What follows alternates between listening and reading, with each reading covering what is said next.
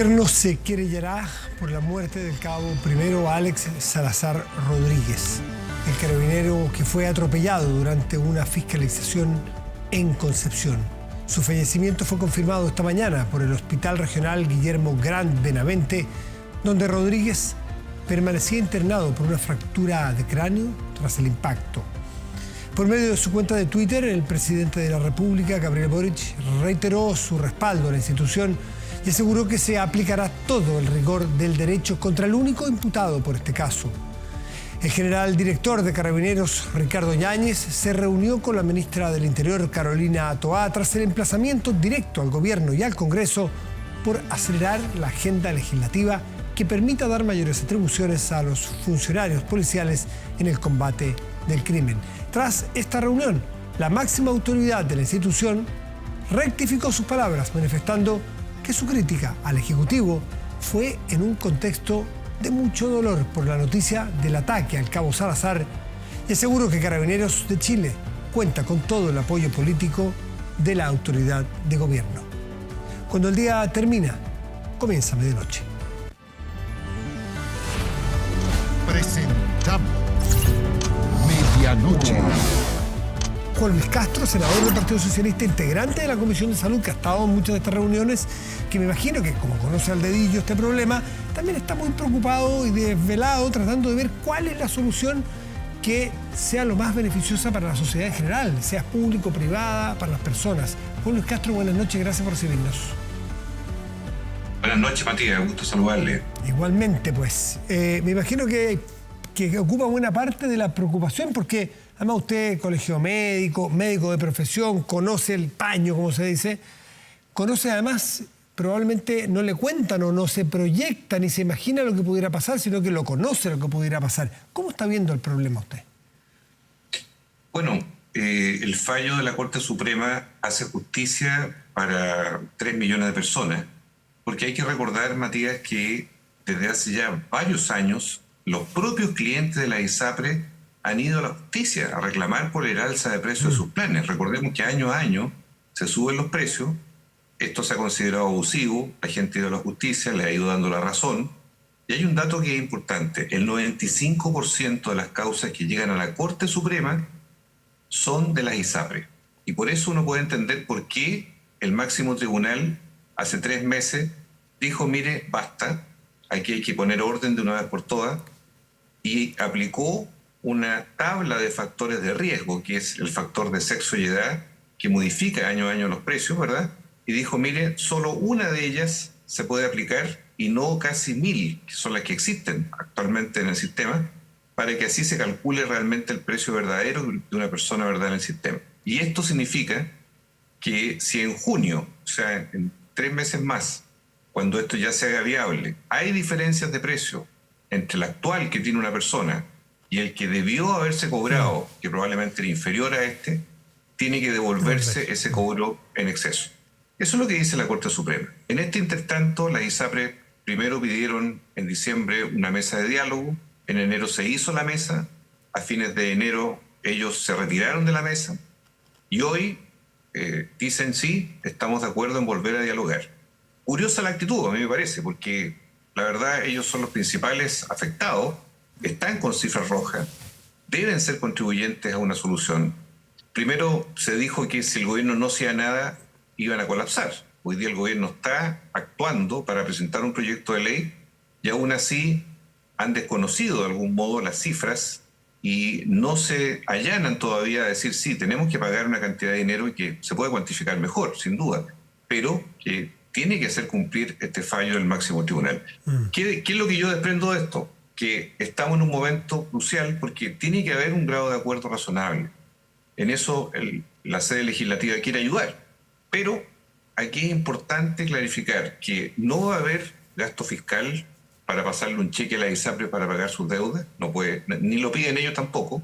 Segundo, tiene que haber justicia a la gente que se le cobró de más, y en eso los menores de 2 años, las mujeres en edad fértil, la gente con enfermedades graves o preexistencias, tienen que tener un cauce de solución.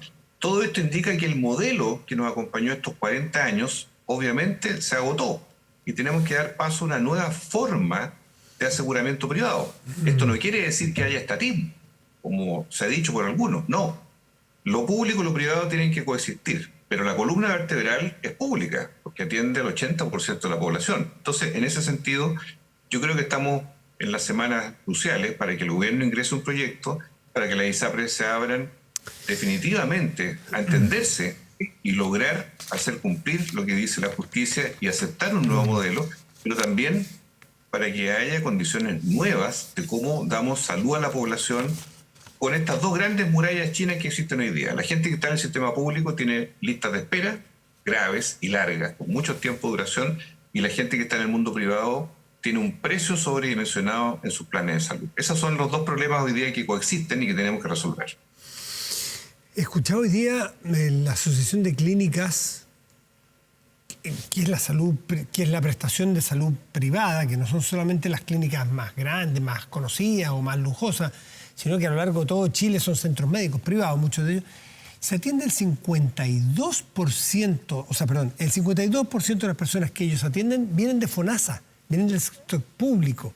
Entonces, quiero preguntarle a usted si es que llega a caer y las ISAPRES tienen enormes deudas con ellos. Entonces, si las ISAPRES quedan insolventes, no le pueden pagar a las clínicas de todo Chile, las clínicas quedan también en condición financiera de no poder seguir atendiendo, las filas, las colas que hagan los chilenos y las chilenas del sector público va a llevar a que el sistema realmente se colapse totalmente. ¿O usted cree que eso es irreal, eso no pasaría?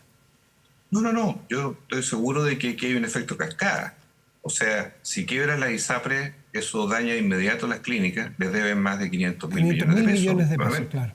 Claro, estamos hablando de cifras siderales.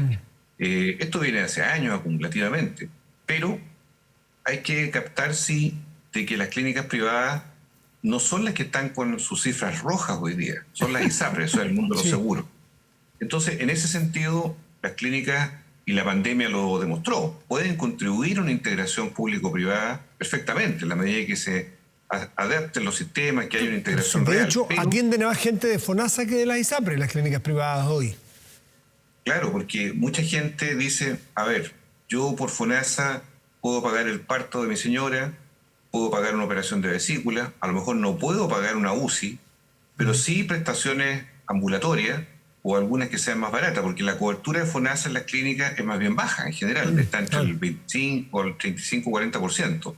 Las ISAPRES tienen cobertura a veces que llegan hasta el 80-90%, dependiendo del plan. Pero para entender un plan, pues Matías, había que ser casi ingeniero matemático. Wow, los planes de salud son inentendibles, ¿verdad? Por miles de planes, estaban hechos para que en el fondo se quedaran los más jóvenes, los más sanos, los que no tenían carga, los que tenían buen sueldo, y se iban los más viejos, los que estaban más enfermos, los que tenían mala pensión.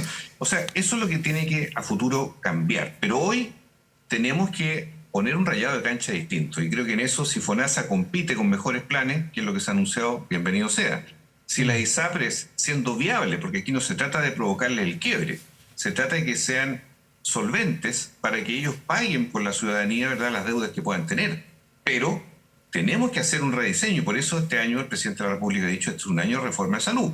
Y hay que buscar condiciones nuevas para integrar lo público y lo privado, pero al mismo tiempo redefinir cómo el privado se inserta en la seguridad social, no solamente como un seguro privado que ha sido durante varias décadas.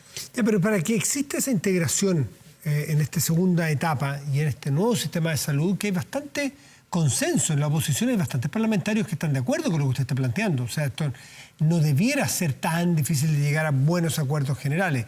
Pero antes tenemos este episodio contingente de las ISAPRES. Usted dice, no han pedido plata pública, ni sería correcto que les pasaran plata pública, pero tienen que cumplir un fallo. La cifra es 1.400 millones de dólares, no está confirmada, pero es la que dijo informalmente la ministra en la Cámara, y por ahí debe andar. Y la ISAPRES dice, no somos capaces de pagar. Es un nudo, es un zapato chino. ¿Cómo lo ven ustedes? Yo creo que hoy día se clarificó con todos los actores presentes en la mesa que la metodología de cálculo se puede abrir y transparentar mejor aún, para que no haya duda, porque aquí no se trata de que los números sean a la pinta de la ISAPRES o a la pinta del gobierno o de los legisladores. Aquí los números son los números. Sí, claro. Y las cifras, según los planes de las personas, cuando en junio, ¿verdad?, tengamos todo esto claro, y usted, si le cobraban 100 hasta el día de hoy, y resulta que desde el 2020 hasta hoy le debieron haber cobrado 70, bueno, hay una devolución que se va a tener que ejecutar, y eso es ineludible. Pero estamos claros. Eso requiere que las ISAPRES existan, no que las ISAPRES estén quebradas. Y por eso, a propósito del gobierno que yo comparto, es darle viabilidad. Y si para eso hay que concordar, precisar, dejar las puertas abiertas para que el sistema siga funcionando y a futuro cambiemos las reglas, habrá que hacerlo. Aquí lo que no puede suceder es que, como ha pasado en otros episodios de la historia, alguien que es deudor de la ciudadanía, de repente se va del país, de repente colapsa, de repente no hay quien lo pueda cubrir y es una deuda social finalmente la que queda pendiente. Ya está bien, pero ¿cómo congeniamos cómo resolvemos este nudo? Las ISAPRES tienen que pagar, tienen que cumplir, sí, como todos los chilenos, los fallos, pero ¿y si no les alcanza? Si no llegan, si no les da la solvencia, ¿qué pueden hacer?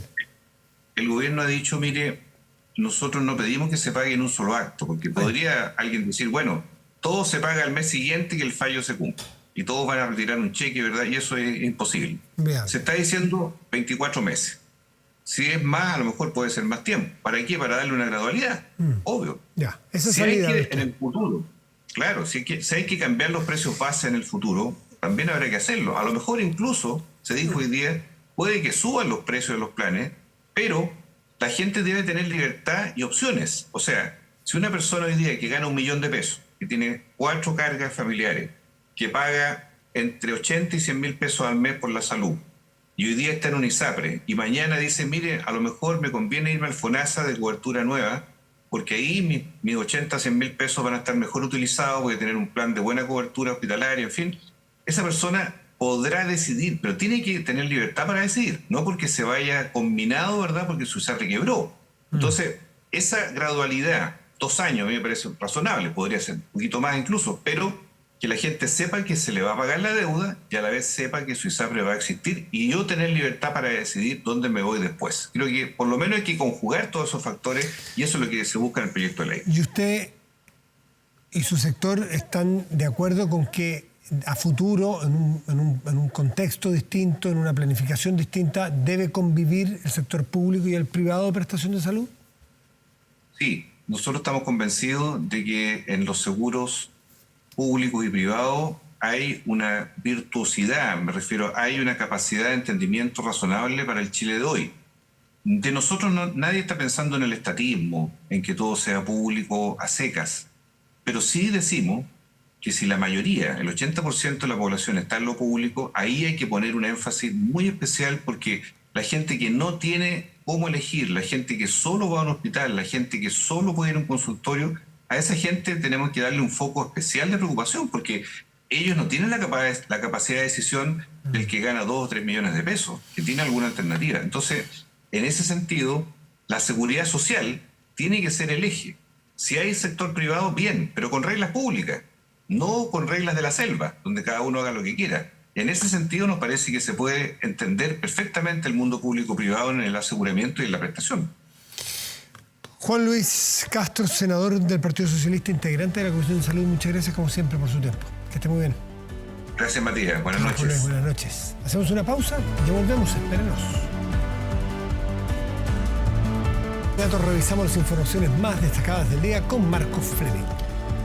Hola Matías, hola a todos en sus casas. Vamos con este resumen informativo aquí en Medianoche y nos vamos de inmediato a las calles de la capital. Vamos a tomar contacto con... seguimos revisando las noticias de la jornada y comenzamos con otra de las informaciones ocurridas principalmente durante la mañana de este martes. Tras agonizar durante las últimas 48 horas, durante la mañana se confirmó la muerte del carabinero Alex Salazar, atropellado de manera premeditada por un joven venezolano de 22 años. La familia del policía emplazó con dureza al gobierno del presidente Gabriel Boric y exigió mayores facultades para la institución. La muerte cerebral constatada este martes precipitó el desenlace. Los médicos hicieron todo lo posible, pero el daño neurológico era de tal magnitud que fue imposible realizar maniobras de reanimación. El cabo primero Alex Salazar Rodríguez falleció a las 9:30 de la mañana. Que por favor esto se termine, nosotros estamos destruidos, desvanecidos como familia. Era mi único hermano que yo tenía y ahora ya no lo tengo por la culpa de una persona que en vez de venir a ayudar a surgir, vino a destruir. Dos hijas de 12 y 7 años llevarán por siempre el apellido de quien hace 15 años decidió vestir el verde uniforme, jurando que entregaría su vida en caso de ser necesario.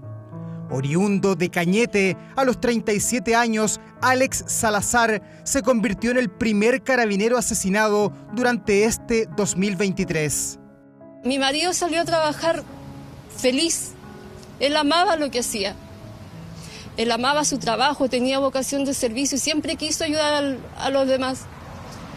Y estaba contento porque consiguió su práctica acá en Concepción, se iba a quedar junto a su familia, estaba contento porque iba a estar con sus hijas. Y que vengan en un control rutinario y le hagan esto, nos destruyeron a nosotros, destruyeron a mis hijas. Vía Twitter, el presidente Gabriel Boric entregó sus condolencias. Dio su respaldo a Carabineros y aseguró que en este caso se va a aplicar todo el rigor de la ley. Los mismos políticos que hoy día nos gobiernan son los mismos que hace años atrás avalaban la violencia. Conseguirlo todo a través de la violencia. Yo no confío en el gobierno, yo sé que va a quedar ahí, porque el presidente no ha tenido los pantalones de venir a dar la cara acá y presentarse, por último ofrecer las condolencias, sino que envía mensajes. Si él viniera, ¿lo recibirían en el funeral de su marido? No, no lo recibiría. Una situación muy dolorosa, muy triste. Uno entiende, por lo tanto, el dolor de la familia. El gobierno siempre va a acompañar, pero el acompañamiento, por supuesto, lo primero que hace es respetar las decisiones de la familia. En el Congreso, la ministra del Interior lamentó la muerte del carabinero y pidió a la sala de la Cámara de Diputados realizar un minuto de silencio. Nuestras condolencias y solidaridad a la familia y a la institución de Carabineros de Chile por el fallecimiento del cabo primero Alex Salazar. Él ha muerto producto del asesinato de un delincuente que lo atropelló. Y delincuente que ya está identificado y que va a tener que enfrentar la justicia. De acuerdo al relato del Ministerio Público, el asesinato del carabinero fue con alevosía y premeditación.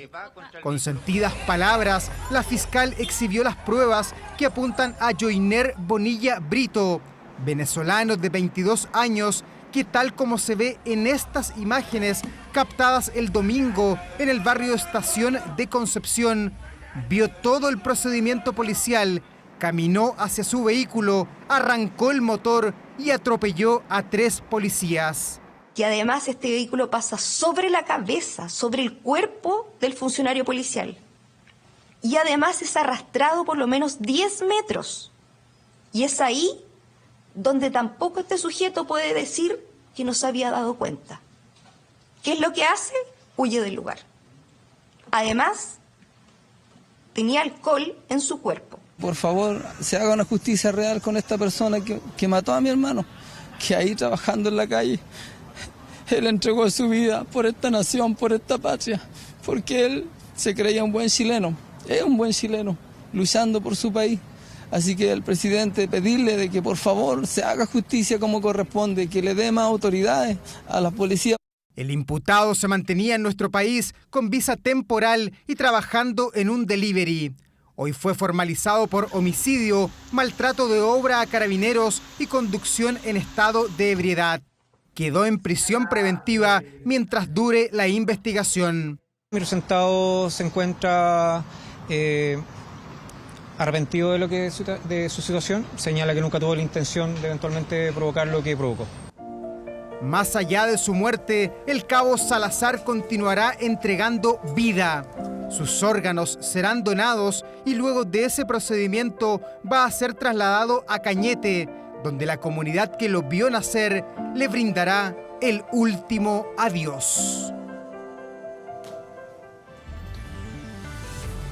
Pero el origen de esta noticia también generó un intenso debate político porque una hora antes de que falleciera el cabo Alex Salazar en Concepción, el general director de Carabineros debió dar explicaciones a la ministra del Interior en La Moneda. Esto por sus dichos de este lunes, cuando emplazó al Congreso a dar más herramientas legales a la institución. Esta citación provocó duras críticas en la oposición. Primero voy a reunirme con la ministra, después voy a ver si hablo con ustedes. Pero sigue manteniendo los dichos que hizo ayer. Sus dichos fueron los que obligadamente lo llevaron a Palacio, tan polémicos que tensionaron los lazos con el Ejecutivo. Temprano llegó el general director de Carabineros, Ricardo Yáñez, a La Moneda, quien por esta frase recibió el llamado de atención de la ministra del Interior, Carolina Toá. Ya basta, ya basta. Si queremos tener un país seguro, si queremos vivir en paz, entreguemos las condiciones. Emplazamiento directo al Congreso luego que este lunes visitara al hoy carabinero fallecido. Duro mensaje que no gustó en Palacio, provocando su arribo a La Moneda para recibir un llamado al orden. Yo me pregunto si es parte de eso. ¿Y qué se responde usted frente a esa pregunta? Y yo creo que no.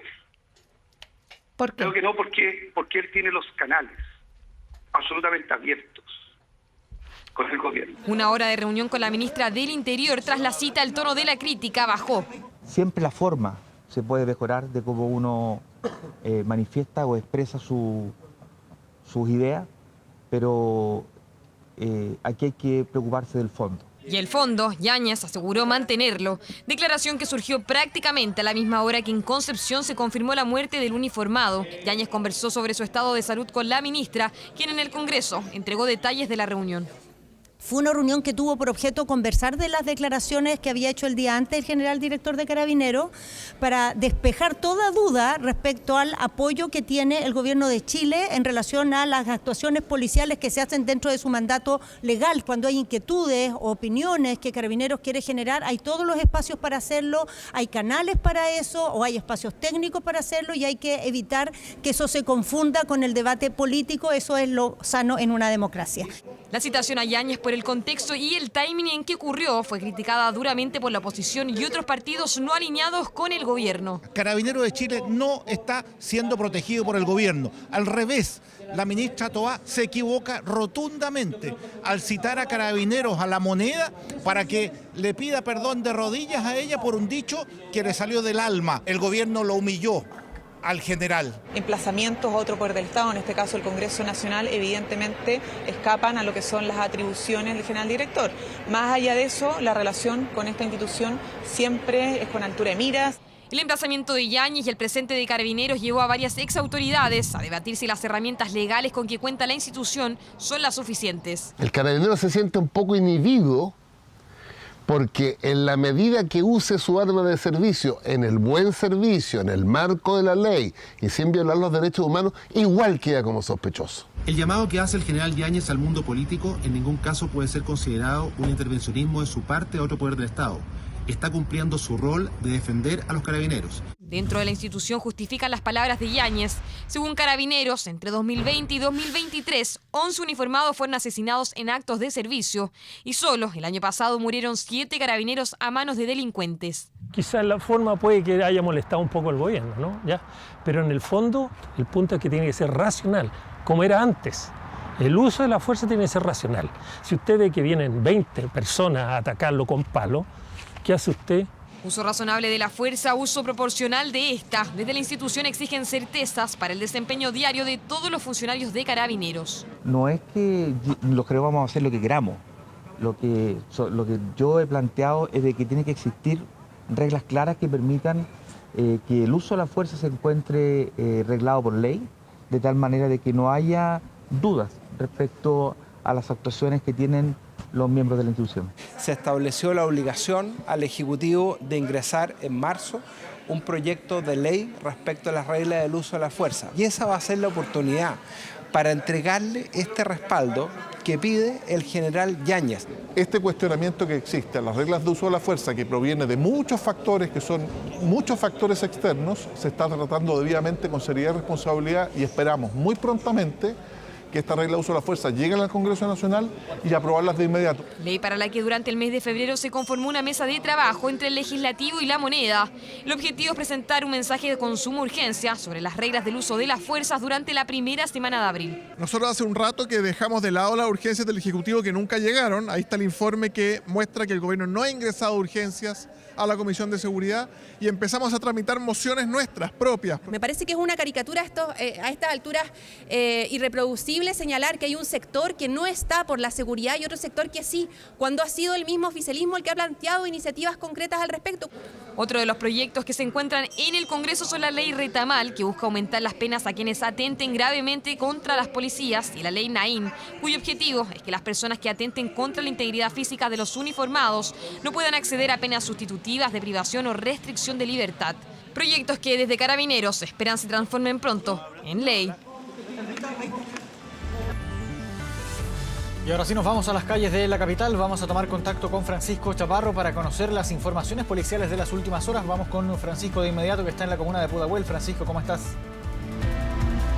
Muy buenas noches, Marco. Así es, vamos de inmediato a revisar información policial e iniciamos en Pudahuel, donde durante la última noche se registró un gigantesco incendio que afectó a las bodegas San Francisco en el sector de Lo Aguirre, a un costado de la ruta 68. Lo que principalmente se estuvo quemando son distintas bodegas que almacenan todo tipo de productos como alimentos, medicamentos, también vestuario, por lo que al tratarse de distintos productos altamente inflamables, las llamas rápidamente se propagaron, destruyendo en total 4 bodegas. Según los primeros antecedentes que maneja personal de bomberos y también a través de un comunicado emitido por parte de la empresa, el fuego se habría originado en la zona de pallets y es debido al fuerte viento que rápidamente alcanzó las distintas bodegas, y al tratarse de estos productos las llamas rápidamente se propagaron, destruyendo la totalidad de este inmueble. También a través de este comunicado, Bodegas San Francisco asegura que al interior de estas almacenes no hay productos químicos, por lo que el humo no sería un peligro para los distintos vecinos de la cercanía, ya que estaban bastante preocupados debido a esta gigantesca columna de humo que avanzó hasta el sector oriente de la región metropolitana. A raíz de toda esta situación también se tuvo que declarar una cuarta alarma de incendio, y al lugar llegaron cerca de 70 carros de distintas compañías de la región metropolitana y cerca de 500 voluntarios que estuvieron trabajando por aproximadamente 4 horas para poder finalmente contener las llamas y que no se siguiera propagando al resto de las bodegas y tampoco a un sitio Ariazo que colinda con todo este sector. Tenemos algunas declaraciones que puede entregar personal de bomberos que pasamos a revisar de inmediato.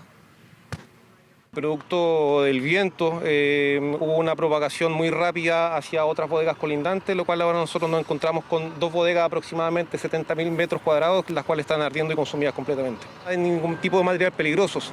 Son bodegas de retail, bodegas de logística, así que por lo menos no encontramos y no tenemos presente materiales peligrosos. No habían trabajadores dentro del lugar porque son bodegas que no se trabajan de noche.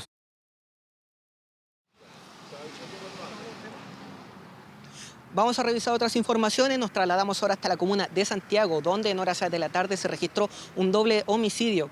Es una situación que ocurre cuando las víctimas estaban llegando hasta las afueras de un domicilio a bordo de un vehículo modelo Chevrolet, y cuando se estacionan 2 personas desconocidas llegan portando distintas armas de fuego, con las cuales percutaron múltiples disparos en contra de las víctimas que estaban al interior de este vehículo. Según los primeros registros por parte de la policía, en el lugar se encontraron cerca de 23 vainillas percutadas. Muchas de ellas dieron en el cuerpo de las víctimas, quienes fallecieron en el lugar de forma casi instantánea. Los vecinos estaban bastante preocupados a raíz de toda esta situación, debido a que es bastante cerca de donde ocurre toda esta situación hay un colegio, también una plaza donde muchos niños estaban jugando en el momento en el que ocurre toda esta balacera, aunque ninguno de ellos resultó lesionado. Eso sí, están bastante asustados debido al nivel de violencia, de cómo es que se origina toda esta situación. Una de las hipótesis que maneja personal de la Policía de Investigaciones es que se trataría de un ajuste de cuentas debido al nivel, a la cantidad de disparos que fueron percutados en la vía pública, y también de que estas 2 personas fueron directamente a atacar a las víctimas sin ningún tipo de intención de robar el vehículo, sino que dispararon y luego se fueron del lugar caminando ante los ojos de distintos vecinos, quienes rápidamente llamaron a las autoridades para dar cuenta de este hecho. Tenemos algunas declaraciones que pudimos obtener en horas de la tarde que pasamos a revisar de inmediato. El Laboratorio de Criminalística Central realiza el trabajo científico y técnico del sitio del suceso por un doble homicidio con arma de fuego. Reitero preliminarmente, en este momento se está trabajando el sitio del suceso junto con el Laboratorio de Criminalística y en el levantamiento de indicios balísticos que se han encontrado en el principio de ejecución por una cantidad de 23 vainillas de momento. Respecto de las víctimas, se encuentran al interior del vehículo, uno de ellos la posición del conductor y el otro del copiloto. A 5 metros de lo que pasó este suceso hay un colegio y fue como a las 5:30, 6. Yo a mis nietos no los saco a jugar, yo vivo aquí al ladito nomás y yo trato que estén adentro nomás. ¿No los deja venir a la plaza? No, porque excepto que uno los venga a mirar.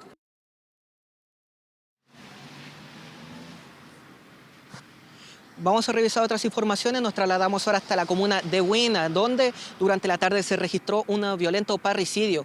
Una situación que ocurre cerca de las 5 de la tarde y que, según la información preliminar que entregó personal policial, el victimario sería la pareja de la víctima, una joven de tan solo 17 años, y toda esta situación se habría originado a raíz de una discusión que ambas personas tuvieron en la casa de la madre del atacante. Según lo que pudieron relatar algunos vecinos, la víctima llegó hasta este domicilio para poder hablar con su expareja y de un momento a otro comenzaron a sentir distintos gritos, una pelea que llegó hasta las agresiones, y es en ese momento en el que esta joven de 17 años sacó un arma cortopunzante y le propinó múltiples puñaladas a la víctima, quien tuvo que ser llevado hasta el hospital de Huin, donde finalmente se confirmó su muerte. También los distintos vecinos a quienes dieron aviso de esta situación a personal policial tuvieron que llevar a esta joven de 17 años hasta una unidad policial para poder tomar su declaración, y en estos momentos está en calidad de retenida a medida que avanza toda investigación esta brutal agresión que sufrió este joven de 19 años que perdió la vida luego de ser apuñalado por su pareja. Tenemos algunas declaraciones que pasamos a revisar a continuación.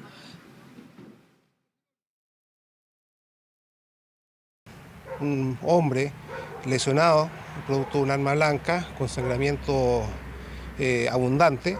Se le prestaron los primeros auxilios, se requirió la presencia del personal SAMU, quien hizo también la atención correspondiente, y lo trasladó al servicio de urgencia del Hospital San Luis de Huin, lugar donde posteriormente se le constató su fallecimiento a raíz de las lesiones que mantenía en su tórax. Es terrible, porque ella ya le había pegado una vez, él llegó a mi casa y me dice, Poli, me pegó mi polola. Y le dije, ¿pero cómo, hijo, te pegó? Sí, me dijo, me pegó, pero yo la denuncié. Me llevaron al hospital, me dijo, y la denuncié. Ahí escuchábamos distintas declaraciones de esta lamentable situación en donde este joven de 19 años perdió la vida. Una situación que continúa siendo investigada por parte de personal de Carabineros y por supuesto que estaremos ampliando esta y otras informaciones en próximas ediciones de 24 horas, Marco. Francisco Chaparro, digo, muchas gracias por este contacto. Buenas noches. Vamos a cambiar completamente de tema, dar vuelta a la página y recomponer relaciones. El oficialismo busca dejar atrás las heridas que dejó el cambio de gabinete, por lo que este martes se reunieron para retomar la coordinación del bloque. Sin embargo, a la cita no acudieron ni los liberales ni representantes del Partido Radical, que son los más molestos por el ajuste ministerial. La tensión de los últimos días obligó a una reunión de fraternidad en el oficialismo. Uno puede compartir o no las decisiones de otros partidos, pero finalmente aquí hay una herida que tenemos que reparar, porque los necesitamos a todos. Todos, eso sí, no estuvieron presentes en el primer encuentro realizado por la Alianza de Gobierno desde el año pasado. La molestia que provocó el cambio de gabinete se mantiene y las dos tiendas heridas por el ajuste no se presentaron. El presidente interino del Partido Liberal se arrestó por estar fuera de la región metropolitana y el del Partido Radical miró desde su sede la reunión de la que prefirieron no participar. Vamos a conversar con el gobierno y desde ahí tomar decisiones. Yo creo que cuando una noticia está en desarrollo, cuando un matrimonio tiene diferencias, lo que tiene que hacer es dialogar, conversar y por supuesto de ahí tomar decisiones. Tengo reunión mañana con el Partido Radical y estoy segura que vamos a encontrar una manera que no se imponga una interpretación errada del cambio de gabinete, porque lo que no está en duda es la importancia de estos dos partidos en la alianza de gobierno. A las 10 de la mañana es el encuentro con los radicales, que han manifestado su deseo de tener mayor peso específico en el gobierno. En el caso de los liberales, la molestia podría visualizarse en el proyecto que más preocupación genera en el Congreso, Y proyectos tan importantes como por ejemplo el sector retiro, hay que decir que esta bancada por lo menos está analizando qué es lo que va a hacer, pero probablemente no va a estar la unanimidad de los votos del Partido Liberal en este proyecto. Para votar con el gobierno, efectivamente. Esto podría traducirse en votos a favor del retiro cuando se reinicie el debate en las próximas semanas. No se mezcle con el mérito de los proyectos de ley que se tramitan en el Congreso. Un cambio de gabinete no debería responder obviamente a ningún tipo de esas presiones. Esperemos que esto no se traduzca en pasarse, digamos, a votaciones que sean funcionales a sectores que quieren golpear al gobierno. Aquí los votos no se canjean. Aquí las convicciones no están en tela de juicio. Los temas de fondo para el oficialismo y son analizar qué ideas del programa deben ser prioridad para este 2023. Tenemos que hacer una revisión crítica del programa de gobierno. ¿Qué es lo que nos interesa como partidos de gobierno relevar? Porque hagamos un aprendizaje y se potencie lo que es el móvil de fondo de todo esto, una mejor gestión. Este viernes los partidos del oficialismo volverán a reunirse y se espera que ahora sí asistan todos los protagonistas para de una vez dar vuelta a la página tras un cambio de gabinete que indignó e incomodó a dos partidos de la alianza. Y el presidente Gabriel Boric encabezó una reunión con los principales gremios del gran empresariado. En la cita se dio el vamos a los diálogos por la reforma tributaria, donde la CPC pidió celeridad para disminuir la incertidumbre económica. Uno a uno fueron llegando hasta La Moneda los representantes de los principales gremios del gran empresariado. Primer cara a cara entre el nuevo presidente de la CPC, Ricardo Meves, con el presidente Gabriel Boric, con varios temas en la agenda: la seguridad, la reforma a las pensiones y, como no, la reforma tributaria, tras el rechazo sufrido la semana pasada en la Cámara de Diputados. Yo creo que estamos en una situación expectante como país y quizás en un punto de inflexión que yo por lo menos veo con un moderado optimismo, pero que depende de nosotros sacarlo adelante. Llamado a la unidad y al trabajo conjunto que marcó el inicio de los diálogos sociales por la reforma tributaria. Es que La Moneda busca consensuar con diversos actores los contenidos del proyecto con el que insistirá en el Congreso. Por ahora no hay líneas rojas.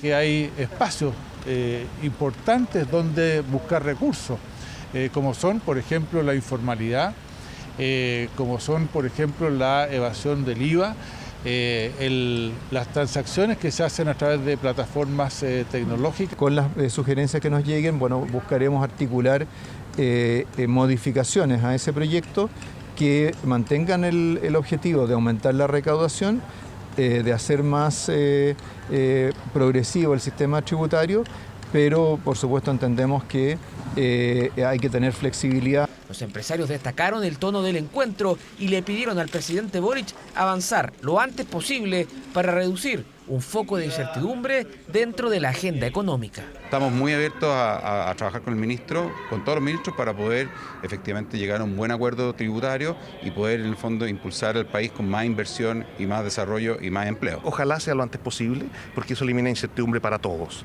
Yo creo que eso es lo fundamental. Que se despeje la incertidumbre, pero que quede bien hecha. O sea, si los plazos son 30 días y se logra acuerdo, perfecto. Nuestros expertos tienen la película súper clara. No será la única instancia en que la CPC se reúna con el gobierno. La próxima semana los gremios asistirán a una nueva cita en el Ministerio de Hacienda para abordar la reforma tributaria. Luego lo harán las pymes y la CUT.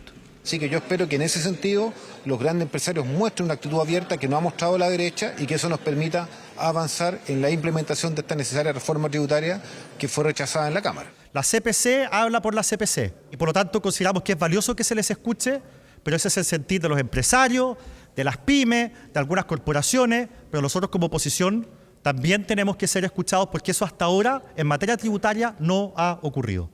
El actual embajador de Chile ante la OCDE, Francisco Safi, será el secretario técnico de este comité, que trabajará hasta el 30 de abril y que busca revivir la reforma tributaria, columna vertebral del programa económico del presidente Boric. 1 de la madrugada con 52 minutos, pausa y ya volvemos. Hora. Estamos de regreso en medianoche, nos vamos de inmediato a las calles de la comuna de Santiago. Tomamos contacto con Carlos Melín para conocer qué es lo que está ocurriendo. ¿Cómo estás, Carlos? Buenas noches. Hola, ¿qué tal? Buenas noches. Sí, nosotros estamos acá en el centro de Santiago, en la intersección de Portugal con Avenida Mata. Ustedes pueden ver en las imágenes, está personal de Carabineros por algo que ha ocurrido hace algunos minutos acá en este lugar. Un nuevo homicidio en esta comuna de Santiago se ha registrado durante esta noche en algo que está siendo investigado por personal de Carabineros. También ha llegado el fiscal hasta este lugar. De acuerdo con la información que preliminarmente se maneja es que habría existido una suerte de disparos, se habla de unos 4 o 5 disparos en este lugar y termina una persona fallecida. Al parecer habría existido alguna especie de riña. Bueno, es parte de la información que posteriormente va a ser analizada por Carabineros, quien también posteriormente va a entregar una vocería al respecto. En este lugar, lamentablemente, se han repetido hechos de violencia. De hecho, estamos con una vecina, con una persona que lamenta este tipo de situación. Si nos puede contar un poco, bueno, qué le parece a usted esta situación y qué nos puede comentar al respecto, qué es lo que usted sabe, qué es lo que usted escuchó respecto de esta situación. Que estoy en mi casa viendo tele cuando siento los balazos. Salgo a mirar, abro la ventana y empiezo a gritar que por favor alguien me explique qué es lo que pasa, porque salió la gente a mirar. Entonces ahí dicen que mataron a alguien. Y voy para el frente y estaba este hombre botado en el suelo muerto. ¿Qué le parece esta situación a usted? Esto ya es el colmo ya. Esto ya no puede seguir pasando, que todos los días en las calles matan a la gente. Aquí ya han matado no sé cuánto, como a 3 personas ya pues. Anoche asaltaron a una niña ahí en Copiapó, que le quitaron el auto. Muchas gracias. Claro, una lamentable situación, una persona adulta mayor que tuvo que ser testigo de esto. Por supuesto, seguiremos ampliando durante las próximas entregas informativas sobre lo que ha pasado acá en la comuna de Santiago. Carlos Melín, quedamos atentos a cómo siga evolucionando esta información. Muy buenas noches. Internacional. 2 de la mañana en punto. Vamos ahora a noticias internacionales en medianoche. Comenzamos en Argentina porque el presidente Alberto Fernández fue hospitalizado por un fuerte dolor de espalda. El mandatario fue internado en el sanatorio Otamendi, una clínica privada del barrio de Recoleta en Buenos Aires. El gobierno publicó un comunicado oficial informando que Fernández padece un cuadro de dolor lumbar agudo y que tras ser sometido a estudios de diagnóstico, los exámenes confirmaron que presenta una hernia lumbar en las vértebras L2 a L4. Hay que recordar que en julio de 2019, poco antes de ser electo, Alberto Fernández, quien tiene 63 años, sufrió un tromboembolismo pulmonar subsegmentado con infarto pulmonar izquierdo.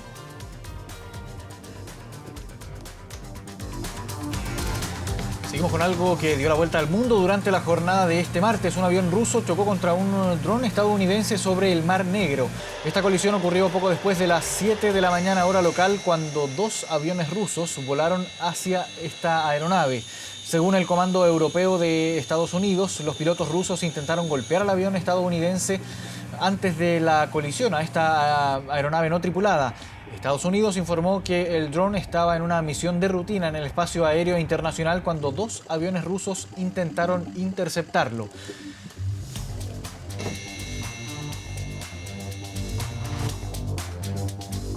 Volvemos aquí a la región, nos vamos hasta Perú, donde decenas de casas fueron arrastradas por la crecida de un río ante las intensas lluvias que están azotando a la provincia de Lima.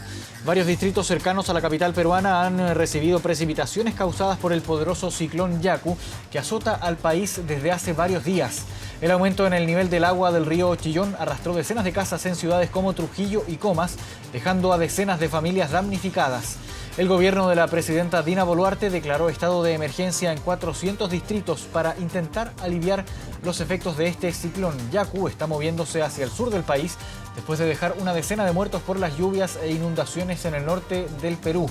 Los expertos proyectan fuertes precipitaciones hasta por lo menos el día viernes de esta semana. 2 de la mañana con 3 minutos. De esta forma llegamos al final de este resumen informativo aquí en Medianoche. Agradecemos, por supuesto, que nos hayan acompañado en esta edición de noticias. Volvemos contigo, Matías.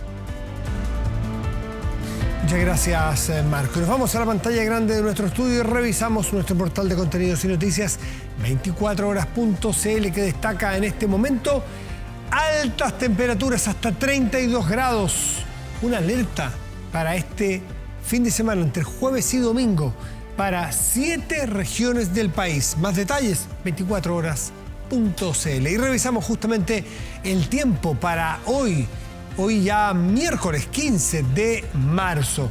Tendremos en Santiago una máxima probable de 31 grados con cielo despejado, y Ovalle, también en la región de Coquimbo, también con cielo despejado, pero una máxima probable de 30 grados. Con esta información nos despedimos. Agradecemos su atención y los dejamos invitados a seguir atentos a las pantallas de TVN y todas sus plataformas.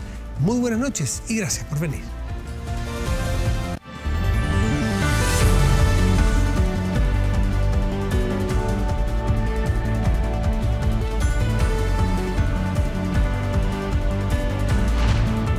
Hemos presentado Medianoche.